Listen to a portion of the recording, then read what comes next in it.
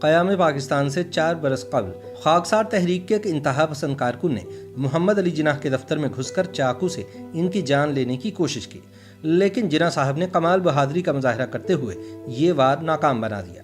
اس ناکام واردات کے بعد خاکساروں کے قائد علامہ عنایت اللہ مشرقی نے حملہ آور رفیق مزنگوی سے مکمل لاتعلقی کا اعلان کیا، جس سے یہ تاثر پختہ ہوا کہ خاکسار تحریک والے اپنے سیاسی مخالف محمد علی جناح کے قتل کی سازش کے ماسٹر مائنڈ تھے، ورنہ علامہ مشرقی اس حملے کو فرد واحد کا انفرادی فعل قرار دے کر بھی اپنی ساکھ بچا سکتے تھے۔ 26 جولائی سن 1943 کی دوپہر محمد علی جناح ممبئی میں ماؤنٹ پلیزنٹ روڈ پر اپنے گھر میں قائم آفس میں کام کر رہے تھے جب ایک اجنبی نے چاقو سے ان پر حملہ کر دیا۔ جناح صاحب نے جان بچانے کے فطری جذبے کے تحت اپنا بایاں ہاتھ اٹھایا اور حملہ آور کی کلائی پکڑ لی، جس کا نتیجہ یہ نکلا کہ حملے کا زور ٹوٹ گیا۔ چونکہ حملہ آور جوان آدمی تھا، اس نے زور لگایا اور اپنے ہاتھ کو جھکا کر چاقو کی نوک کو محمد علی جناح کی ٹھوڑی تک لے گیا۔ نتیجتاً جناح صاحب زخمی ہو گئے، لیکن اس دوران ان کا سٹاف بھی شور سن کر ان کے کمرے میں آ گیا۔ سب نے مل کر حملہ آور کو دبوچ لیا اور اس سے چاقو چھین لیا۔ عارضی مرہم پٹی کے بعد جناح خاندان کے موالد ڈاکٹر مسینہ اور پولیس کو اطلاع دے دی گئی۔ تھوڑی دیر بعد گامدیوی پولیس اسٹیشن کے انگریز انسپکٹر ولیم جارج کیلبن اپنے عملے کے ساتھ جناح صاحب کے بنگلے پر پہنچ گئے اور جناح ہاؤس کے ملازمین کی تحویل میں موجود ملزم کو اپنی حراست میں لے لیا۔ جناح صاحب پر اس قاتلانہ حملے اور بعد ازاں مقدمے کی روداد قائد اعظم محمد علی جناح کے بھانجے اکبر پیر بھائی نے اپنی کتاب جناح فیسز این اسیسینیشن میں قلم بند کی ہے۔ پولیس کو تحقیقات سے معلوم ہوا کہ حملہ آور کا اصل نام محمد صادق تھا، جبکہ وہ رفیق صابر مزنگوی کے نام سے مشہور تھا۔ وہ مجلس احرار، خاکسار تحریک اور اتحاد ملت جیسی جماعتوں کا متحرک کارکن رہ چکا تھا۔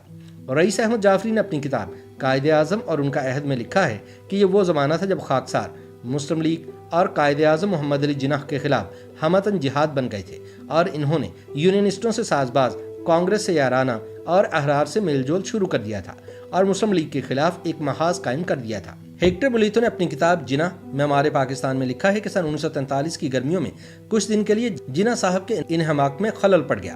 خاکسار جو ازل سے ان کے مخالف تھے اب دشمنی پر اتر آئے اور ان کے لیے اچھا خاصا خطرہ بن گئے۔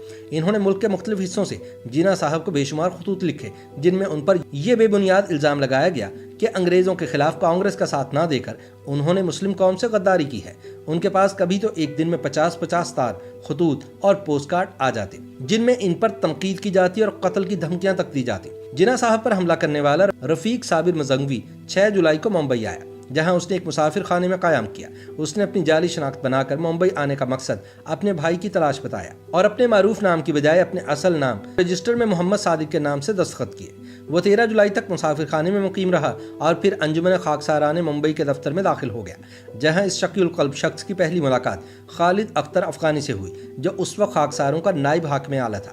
رفیق صابر مزنگوی نے اسے بتایا کہ وہ خاکسار ہے اور علامہ عنایت اللہ مشرقی کا لٹریچر فروخت کرتا ہے۔ اس کے پاس سرخ خاکسار بیج بھی موجود تھا، خاکی وردی بھی اور علامہ کا فوٹو بھی ہر وقت اس کے بٹوے میں موجود رہتا تھا۔ جناح صاحب اس زمانے میں کراچی اور بلوچستان کے دورے کے سلسلے میں ممبئی سے باہر تھے، اس لیے رفیق صابر مزنگوی کے پاس انتظار کے سوا اور کوئی چارہ نہ تھا۔ جناح صاحب 23 جولائی سن 1943 کو ممبئی واپس تشریف لائے۔ ریلوے اسٹیشن پر ان کا استقبال کرنے والے ہزاروں افراد میں رفیق صابر مزنگوی بھی موجود تھا۔ اگلے روز اس نے ایک سیاسی چال کے تحت قدرت اللہ کے نام سے مسلم لیگ کی رکنیت حاصل کر لی اور فارم کو اپنی جیب میں رکھ لیا۔ اسی دن اس نے ایک چاقو حاصل کیا اور اس کی دھار تیز کروائی۔ 2 دن بعد وہ اپنے منصوبے کے تحت جناح صاحب کی قیام گاہ پر پہنچا اور قاتلانہ حملہ کر دیا۔ جناح صاحب پر حملے کا ہندوستان بھر سے شدید رد عمل آیا۔ اخبارات نے اس خبر کو شہ سرخیوں میں شائع کیا اور مذمتی اداریہ تحریر کیے۔ حملے کے اگلے دن اخبارات میں علامہ مشرقی کا ایک بیان شائع ہوا جس میں انہوں نے رفیق صابر مزنگوی کے متعلق لکھا کہ وہ خاکسار نہیں ہے۔ روزنامہ انقلاب نے 29 جولائی 1943 کو اپنے اداریے میں لکھا کہ اب یہ امر محتاج ثبوت نہیں رہا کہ محمد علی جناح پر قاتلانہ حملہ کرنے والا نوجوان لاہور کا ایک معروف خاکسار ہے اور مزنگ کے لوگ اس کو اچھی طرح جانتے ہیں۔ انقلاب نے مزید لکھا کہ اس نوجوان نے جو حرکت کی وہ کسی عقیدت مند کی حرکت تو نہیں ہو سکتی، دشمن ہی سے سرزد ہو سکتی ہے۔ اخبار کے اداریے کے مطابق اس خاکسار نے محمد علی جناح پر حملے سے پہلے یہ بھی کہا تھا کہ ہم نے آپ کو ہزاروں خطوط اور تار بھیجے لیکن کوئی فرق نہیں پڑا، لہٰذا اب میں خود آیا ہوں تاکہ آپ سے زبانی جواب طلب کروں۔ مورخین کا سوال ہے کہ رفیق صابر مزنگوی کے خاکسار ہونے کے باوجود علامہ مشرقی نے یہ بیان کیوں دیا کہ وہ خاکسار نہیں تھا؟ اگر ان میں کوئی سیاسی بصیرت ہوتی تو وہ کہہ سکتے تھے کہ یہ ایک فرد واحد کا انفرادی فعل ہے اور فرد کا قصور جماعت کا قصور نہیں ہوا کرتا، مگر چور کی داڑھی میں تنکے کے مصداق علامہ صاحب بھڑک اٹھے اور فوراً کہہ دیا کہ یہ حملہ آور خاکسار نہیں۔ حالانکہ اس کے بعد علامہ صاحب کے بیانات سے ظاہر ہوتا ہے کہ ان کو رفیق صابر سے گہری ہمدردی تھی۔ دوسری جانب قاتلانہ حملے میں محفوظ رہنے کے بعد جناح صاحب نے فوری طور پر ایک اخباری بیان میں کہا کہ اگرچہ یہ ایک سوچا سمجھا منصوبہ تھا، لیکن اللہ رب العزت کے فضل و کرم سے مجھے کوئی شدید زخم نہیں آیا۔ میں اس وقت زیادہ کہنا نہیں چاہتا ہوں، لیکن مسلمانوں سے پرامن رہنے کی اپیل کرتا ہوں۔ اس واقعے کے بعد مسلم لیگ کی جانب سے نواب صدیق علی خان کی قیادت میں مسلم لیگ نیشنل گارڈز کے نام سے ایک رضاکار تنظیم قائم کی گئی اور محمد علی جناح کی حفاظت کی ذمہ داری اس تنظیم کے سپرد کر دی گئی۔ 8 ستمبر سن 1943 کو حملے کے ملزم رفیق صابر مزنگوی پر قاتلانہ حملے کے الزام میں مقدمے کا آغاز ہوا، جس میں خود جناح صاحب نے بھی گواہی دی۔ ملزم نے بھی جناح صاحب پر جرح کی اور ان سے غیر متعلقہ سوالات پوچھے، مثلا انہوں نے مسلم لیگ کے لیے کتنا روپیہ وصول کیا اور اسے کس طرح خرچ کیا، یا انہوں نے جو سوٹ پہن رکھا ہے وہ کتنی مالیت کا ہے۔ مقدمے کی کارروائی تقریباً 2 ہفتے جاری رہی۔ 4 نومبر سن 1943 کو عدالت کے سربراہ جسٹس بلیکڈن نے جیوری کے اراکین کے اتفاق سے ملزم رفیق صابر مزنگوی کو محمد علی جناح پر قاتلانہ حملے کا مجرم ٹھہرایا اور 5 برس قید بامشقت کی سزا سنا دی۔